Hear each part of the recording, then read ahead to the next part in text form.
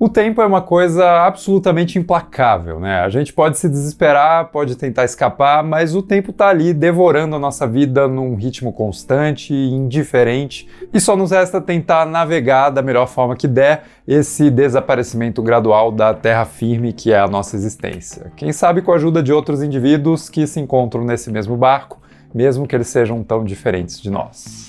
O que isso tem a ver com um filme sobre um gato preto enfrentando uma grande inundação numa terra distópica e misteriosa?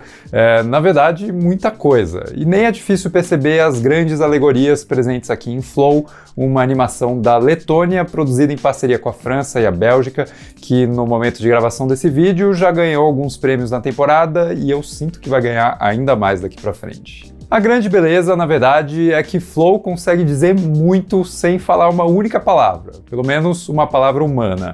Esse filme nunca tenta antropomorfizar os animais, que se tornam personagens dessa grande odisseia de sobrevivência, e mesmo assim, a gente consegue captar perfeitamente as emoções e dinâmicas que se desenvolvem na história. De certa forma, é como se o diretor e roteirista Gintz Zilba-Lodges removesse propositalmente qualquer traço da presença humana que poderia gritar por atenção na trama, para que a influência corruptível, preconceituosa e autodestrutiva da nossa espécie não atrapalhe esse estudo do comportamento muito mais puro e instintivo dos animais. Os seres humanos aqui são reduzidos a resquícios de uma presença que se foi há muito tempo, percebida só nas grandes ruínas que continuam sendo devoradas pela água, que continuam sendo engolidas pelo tempo, na alegoria que a gente pode enxergar. E em contraste a isso, os animais se tornam protagonistas muito mais livres dessa nossa bagagem maliciosa que vem causando tanto dano ao planeta e a nós mesmos. O filme nos convida a incorporar esse olhar na natureza que não é isento de conflito. Afinal, não é exatamente tranquilo colocar cães de vários tamanhos, um gato, uma capivara, um lêmure e uma ave de rapina gigante para conviver no mesmo espaço. Mas talvez a gente tenha algo a aprender observando como a natureza tende a encontrar um certo equilíbrio. Porque, diferente da gente, os animais não estão conscientemente à procura do lucro, da vantagem excessiva, da conquista propositalmente cruel de territórios e a concentração absurda de recursos. Tudo isso faz parte da sobrevivência, sim, e o filme não se esquiva de mostrar pequenas atitudes egoístas desses animais também, mas aqui em Flow esse equilíbrio vai surgindo bem organicamente ao longo da trama, porque ele é inevitável. Talvez tão inevitável quanto a água que continua subindo, quanto o tempo que continua passando. É como se o filme mostrasse esse grande abalo do ecossistema, a inundação, só para que a gente testemunhe como é possível que diferentes espécies recuperem uma existência balanceada e estabeleçam de novo um convívio saudável. E nem sempre os seres humanos são capazes de fazer isso, mas quem sabe, olhando para os animais, enfrentando essa situação, a gente se lembre que todos os seres vivos do planeta poderiam coexistir de um jeito muito melhor, muito mais justo e muito mais igualitário. Inclusive, eu adoro como, a princípio, o gato protagonista resiste a sair do barco, se apegando a ele com um certo desespero, já que ele representa esse único ponto de segurança no meio dos perigos que existem do lado de fora. Mas uma vez que a dinâmica entre ele e os outros animais se estabiliza e cada um entende o seu lugar no barco, o gato passa a entrar e sair do barco tranquilamente, pegando peixinhos para distribuir para os outros. Ou seja, tendo um refúgio seguro, um lar estável, digamos assim, fica muito mais fácil explorar as dificuldades da vida no lado de fora e retornar com objetivos cumpridos, que podem então ser partilhados com os outros também. Assim, Flow é um filme sobre um grupo de animais desajustados que se torna mais forte quando aprende a conviver no mesmo espaço. E o seu apelo é, obviamente, bem universal, já que esse barco poderia ser uma casa, um prédio, uma cidade, um país ou mesmo o planeta todo, enquanto esses animais se tornam cada um de nós, com as nossas diferentes personalidades e peculiaridades.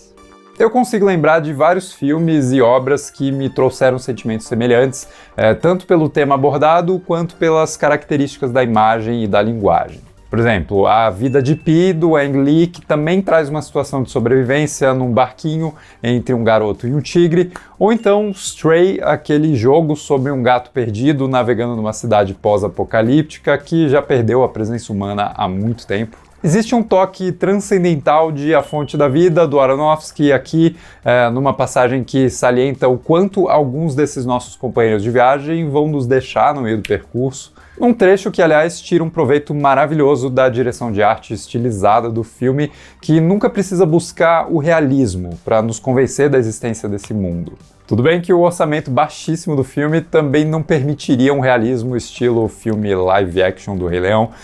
Flow custou em torno de 3,7 milhões de dólares e faz muito sentido essa escolha por uma estética mais pincelada, numa mistura do estilo de pintura do Monet com o visual cel shading de Zelda Breath of the Wild, já que se torna muito mais simples e rápido renderizar esse tipo de imagem do que a suposta perfeição do Mufasa. Isso é uma das coisas mais inspiradoras nesse filme também, que existe do lado de cada tela, o lado da produção em si. Tipo assim, Flow é uma animação toda produzida no Blender, que é um software de computação gráfica open source, gratuito, que está aí plenamente disponível para quem quiser utilizar, e é realmente tocante perceber como a intenção artística por trás de uma boa ideia pode ser executada mesmo com recursos mais simples. Eu vou até entrar num lado mais pessoal aqui. Em 2011, eu queria me tornar um animador, então eu desenvolvi um curta-metragem que juntou várias das minhas referências artísticas e que me permitiu transformar isso numa pequena fábula de fantasia totalmente apoiada na direção de arte, na trilha sonora e na ação dos personagens ao invés do diálogo. Eu chamei essa história de Squamata. Na trama, um vagalume é expulso do seu grupo por ser muito pequeno e aí ele resolve se utilizar de um camaleão preguiçoso para se transformar numa figura admirada pela sua comunidade. Talvez num movimento meio os humilhados serão exaltados, mas beleza. Era o que estava na minha cabeça na época.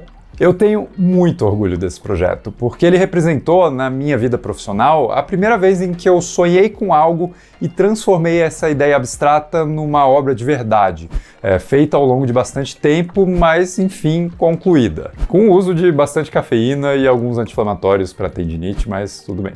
Mas o ponto é, eu consigo imaginar pelo menos um pouco da satisfação que o diretor e toda a equipe de Flow devem estar sentindo por ver o seu pequeno projeto independente e modesto alcançar um voo tão alto, sendo capaz de emocionar pessoas de vários países, incluindo esse brasileiro youtuber que tem tanto apreço por animação.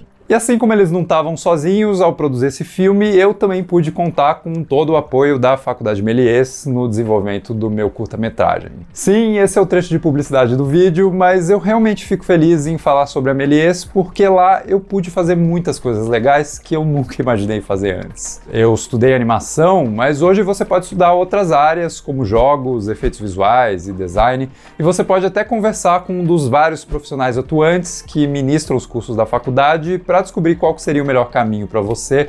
É só usar o link que eu vou deixar aqui embaixo na descrição. Eu nem disse isso nos outros vídeos, mas na Méliès eu realmente pude fazer algo que vai muito além da parte técnica que eles ensinam. Lá eu encontrei a minha voz enquanto artista, porque eu senti que eu podia me expressar plenamente com os meus colegas, os professores, de um jeito que não era possível antes. Então eu tô aqui recomendando a Méliès, mas eu também tô agradecendo as pessoas que fizeram e fazem parte da faculdade, porque ela realmente me deu o espaço seguro que eu precisava, o meu barquinho no meio da inundação, para seguir essa viagem que tem sido a minha profissão. Eu conto essa história com mais detalhes no link que eu deixei aqui embaixo, caso você tenha interesse. Mas voltando ao Flow, eu vou terminar falando sobre a referência mais recente que eu notei enquanto assistia, que é o filme Robô Selvagem, lançado pela DreamWorks em 2024. Eu adorei aquela animação também, eu curti o visual, os personagens e a temática de tecnologia versus natureza, que na verdade acaba sendo mais sobre esses dois lados trabalhando junto também, ao invés de continuarem brigando eternamente. Mas de longe, a minha parte favorita daquele filme acontece mais no começo, quando a robô Roz ainda não se habituou à vida na floresta, e ela sequer consegue se comunicar direito com esses animais. Eu gosto que o filme não tem medo de mostrar de um jeito bem direto a cadeia alimentar funcionando sem dó nem piedade, e nesse retrato mais documental da vida animal, eu sinto que existe um filme até mais original do que o resto da história, que acaba fazendo justamente essa antropomorfização dos personagens, quando eles começam a falar e agir como personagens mais tradicionais de uma animação DreamWorks, por exemplo. E talvez eu sinta que Flow é o filme que Robô Selvagem seria se ele não virasse esse filme de animação mais padrão. E isso não é, de forma alguma, um problema de Robô Selvagem, mas eu admiro muito Flow por manter essa pegada documental, sem diálogos, levemente onírica, com animais que continuam agindo como animais mesmo, mas num filme que transmite tantas emoções quanto aqueles que têm um roteiro mais tradicional. E Flow até peca por uma certa falha no acabamento, são tantos detalhes em cena que nem todos eles se mostram completamente refinados. Eu lembro de reparar em muitas cenas que o matinho pelo qual o gato caminha nem sempre reage à sua presença ali, as folhas nem sempre se mexem quando são tocadas pelos animais. Mas na boa, o resultado final de Flow é tão bacana, tão inspirador e carregado de uma autenticidade artística tão genuína que eu relevo tranquilamente essa eventual falta de polimento. Acima de tudo, esse é um filme que encontra suas principais virtudes justamente na sua modéstia, porque ela ajuda a história a manter o foco no que realmente se pretende discutir aqui, a sobrevivência e cooperação de um grupo eclético de personagens numa situação dramática, de um jeito minimalista que cabe no orçamento, cabe nas limitações técnicas, mas que até adiciona um charme a mais para o filme. Flow dispensa grandes ambições narrativas, ele elimina tudo que seria supérfluo a essa história. E com isso eu acho que o filme preserva um senso de deslumbramento e mistério com um mundo que nunca se revela plenamente, nunca se explica desnecessariamente. Para que a gente preencha essas lacunas com a nossa própria bagagem, com a nossa imaginação ou mesmo os nossos traumas, a nossa dificuldade de socializar e encontrar um jeito de conviver. E se os bichinhos aqui conseguem fazer isso, talvez não seja tão difícil que a gente consiga também. E quando a água baixar, quando essa passagem do tempo implacável der uma aliviada momentânea, quem sabe a gente não enxergue no reflexo da água ou nas fotos tiradas ao longo dos anos que a gente não está mais sozinho, que existimos numa comunidade, eclética sim, cheia de individualidades, mas ainda assim unida. Mas diz aí nos comentários o que você achou de Flow, vamos continuar essa discussão, e se gostou do vídeo, não esquece de deixar um like e se inscrever no canal, e a gente se vê no próximo vídeo.